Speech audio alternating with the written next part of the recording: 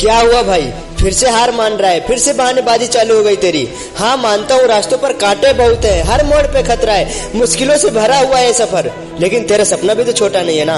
पाना चाहता है हर वो चीज जिसको लोग पाने के लिए सपने में भी सोचने से डरते हैं। वो सपना जो लाखों लोगों का सहारा बन उम्मीद जगाए, वो सपना जो करोड़ों लोगों को अपनी योग्यता के दम पर अपना समर्थन बनाए, वो सपना जो अपनी वाणी से सबका दिल जीते, जिसका कर्तव्य अपने लक्ष्य को पाना हो, वो बेटा बनना जो अपने माँ को तकलीफ और सेक्रीफाइस के दलदल से बाहर निकालना हो, उस घर का मालिक बनना जिसमें असुविधाओं का कोई नामो निशान न हो, वो पोजीशन पर काम करना जिससे पूरे देश को तुझ पे गर्व हो, और वो दौलत शौहरत और वो सुकून से भरी जिंदगी का हकदार बनना जिसके लिए तू बचपन से तरसता रहा है। अरे देख तू, कितने बड़े सपने हैं तेरे, कितना बड़ा लक्ष्य है तेरा, और तू क्या कर रहा है? वो मीडियोकर जैसी हरकतें, जिनको खुद पर भरोसा नहीं है, जिनको सेल्फ जस्टिफिकेशन के लिए बहानों का सहारा लेना पड़ता है, उनके जैसा बनना चाह रहा है तू?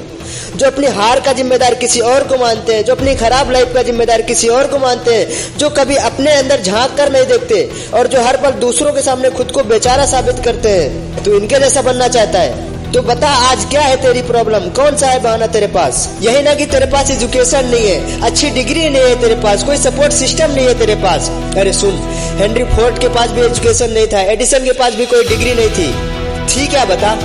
नहीं थी ना, लेकिन उन्होंने भी तो अनविश्वसनीय इन्वेंशन किए और पूरी दुनिया को दिखाया और साबित करके दिखाया कि सफलता किसी डिग्री की मोहताज नहीं होती।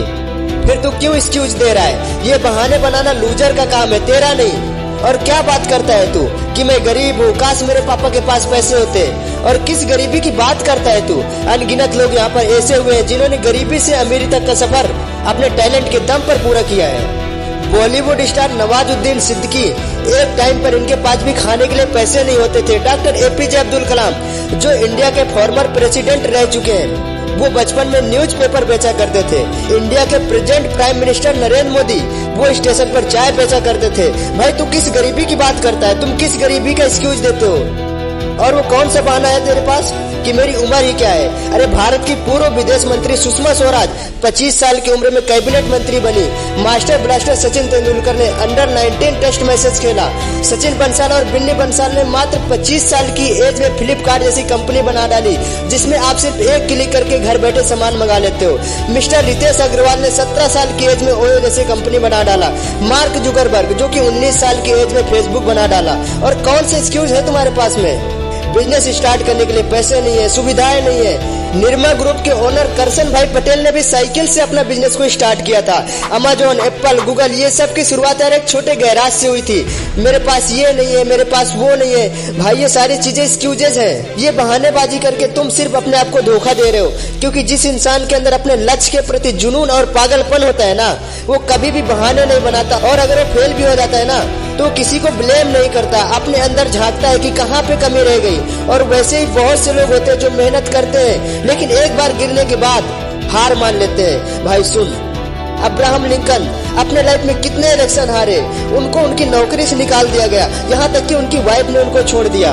लेकिन इतनी चुनौतियों के बावजूद भी वो टूटे नहीं और एक दिन वो 16वें प्रेसिडेंट बने। विजय शेखर की टॉप पे चल रही कंपनी पूरी तरह से दिवालिया हो गई और वो बैंकक्रप्ट हो गए। लेकिन इन सब के बावजूद भी उन्होंने पेटीएम जैसी बड़ी कंपनी खड़ी कर दी।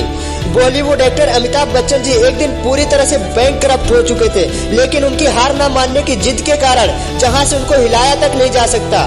भाई इस दुनिया में 2 प्रकार के लोग होते हैं, एक वो जो बिखरने के बाद निखर जाते हैं और दूसरे वो जो बिखरने के बाद ठीक से संवर भी नहीं पाते।